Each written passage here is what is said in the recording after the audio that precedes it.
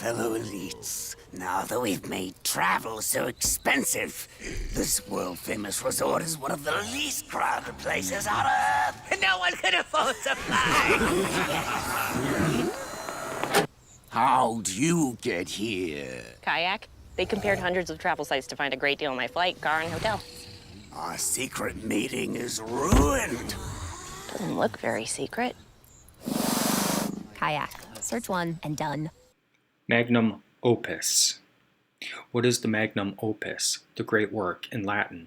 Magnum Opus refers in the alchemical and hermetic traditions to the process of transmutation of the primal material into the Philosopher's Stone. The Philosopher's Stone is the most refined and valuable substance, which through the alchemical process emerges from the crudest and most worthless. In traditional alchemy, this was the transmutation of lead into gold. Later, in the Gnostic tradition, this was interpreted not as the transmutation of metal, but of the soul and the psyche of the alchemist himself.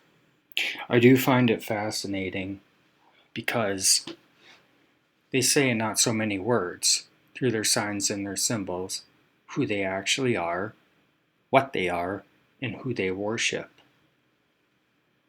They're alchemists. They're telling you they're alchemists. The transformation, the hermetic transformation of body and soul. They're flat out telling people who they are. But who's listening anymore? Everybody's so selfish, self-centered, entitled. The minute somebody starts talking about some truth, you're insulted, you're gaslit, you're laughed at, scoffed at, you're mocked. But the evidence is right here.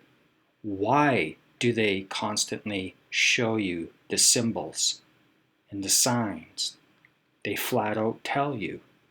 Why do they do that? Why draw attention to these topics if there's no merit to them, if they don't exist?